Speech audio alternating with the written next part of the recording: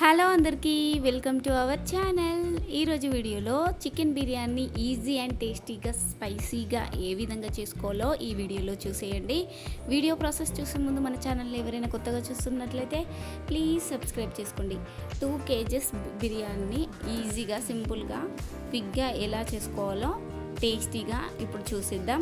Chicken biryani తయారీ కోసం fried ఆనియన్స్ని అయితే మంచిగా వేయించుకొని పక్కన పెట్టుకోవాలి. బిర్యానీ మసాలా కూడా తయారు చేసుకోవాలి. దీనికోసం దాల్చిన చెక్క, లవంగాలు, యాలకులు, అనాస పువ్వులు 2 అండ్ సాజీరా మంచిగా వేయించుకోవాలి. వేయించుకొని దీంట్లో కొంచెం ధనియాల పౌడర్ కూడా యాడ్ చేసుకోవాలి. మిక్సీ జార్లో వేసుకొని ఇంగ్రీడియంట్స్ అన్నిటిని చక్కగా మిక్సీ పట్టుకొని మసాలాను అయితే పక్కన పెట్టుకోవాలి. ఇప్పుడు అదే జార్లో 2 పెద్ద సైజు ఆనియన్స్ ముక్కలు అండ్ టమాటా ముక్కలు, 2 పెద్ద సైజు టమాటా ముక్కలు, 2 పచ్చిమిర్చి కూడా వేసుకొని మంచిగా ఈ పేస్ట్ని అయితే పక్కన పెట్టుకోవాలి. మిక్సీ పట్టుకొని ఇప్పుడైతే చికెన్ అయితే తీసుకోవాలి. ఈ చికెన్ అయితే మనం 2 kg రైస్కి అయితే 1.5 kg ఈ చికెన్ అయితే తీసుకుని దీంట్లో మనం పచ్చిమిర్చి, కొన్ని ఆనియన్స్ అండ్ టమాటా ముక్కలు కూడా యాడ్ చేసుకొని ఇప్పుడు పుదీనా కూడా యాడ్ చేసుకోవాలి. పుదీనా తర్వాత కొంచెం అల్లం వెల్లుల్లి పేస్ట్ 2 టేబుల్ స్పూన్ల అల్లం వెల్లుల్లి పేస్ట్, కారపొడి 4 టేబుల్ స్పూన్ల కారపొడి అండ్ ఫ్రైడ్ ఆనియన్స్ కూడా యాడ్ చేసుకోవాలి. ఫ్రైడ్ ఆనియన్స్ అనేవి ఎక్కువగా వేసుకుంటే చాలా బాగుంటుంది టేస్ట్ అయితే. తర్వాత కొంచెం పసుపు కూడా యాడ్ చేసుకోవాలి. పసుపు తర్వాత సాల్ట్ అండ్ పెరుగు ముందుగా మిక్సీ పట్టుకున్న ఈ బిర్యానీ మసాలాను కూడా దీంట్లో యాడ్ చేసుకోవాలి.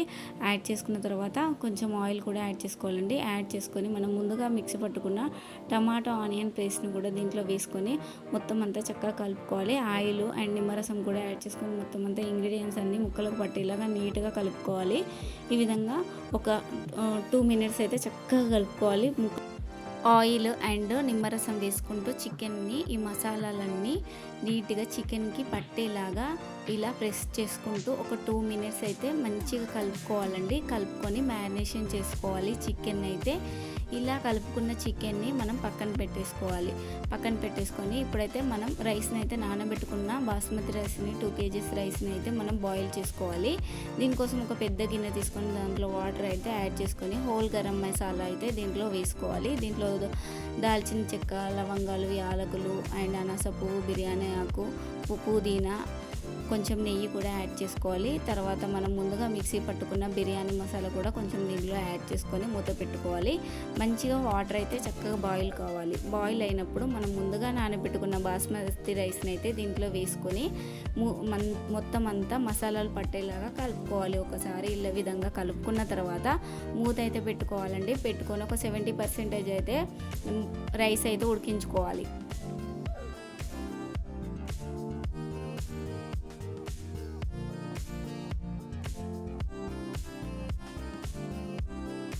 రైస్ 70% ఉడికిన తర్వాత మనం స్టవ్ అయితే ఆఫ్ చేసేసుకొని ఒక పెద్ద గిన్నె బిర్యానీ కోసం తయారీ కోసం ఒక పెద్ద గిన్నె అయితే వెడల్పాటి గిన్నె తీసుకొని దీంట్లో మనం ఆయిల్ అయితే వేసుకోవాలి. ఆయిల్ ఈ విధంగా ఎక్కువనే పడుతుందండి. ఆయిల్ అయితే ఎక్కువ వేసుకొని మనం ముందుగా మ్యారినేషన్ చేసుకున్న చికెన్ అయితే ఈ విధంగా 1 layer అయితే ముందుగా వేసుకోవాలి. ఫస్ట్ ఈ విధంగా చికెన్ కొంచెం యాడ్ చేసుకున్న తర్వాత పైనుండి అయితే మనం 70% రైస్ ఉడికిన రైస్ని అయితే బాస్మతి రైస్ని ఈ విధంగా ఒక లేయర్గా వేసుకొని దీంట్లో నెయ్యి, పుదీనా అండ్ ఫ్రైడ్ ఆనియన్స్ అయితే ఒక లేయర్గా అయితే వేసుకోవాలి. రైస్ పైనుండి ఈ విధంగా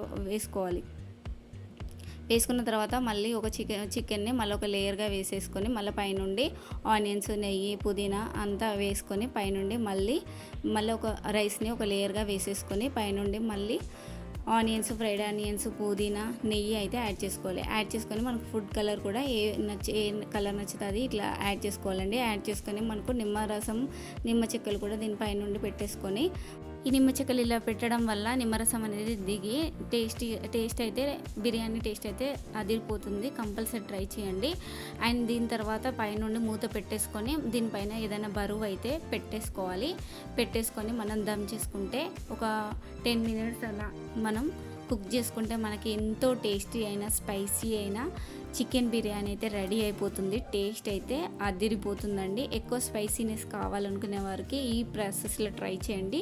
టేస్ట్ అయితే చాలా చాలా బాగుంది. కంపల్సరీ ట్రై చేయండి. ఈ వీడియో కనుక నచ్చినట్లయితే లైక్, షేర్, కామెంట్ చేయండి. ఇలాంటి tasty and simple and recipes కోసం మన ఛానల్ని సబ్స్క్రైబ్ చేసుకోవడం మర్చిపోద్దు. Thanks for watching.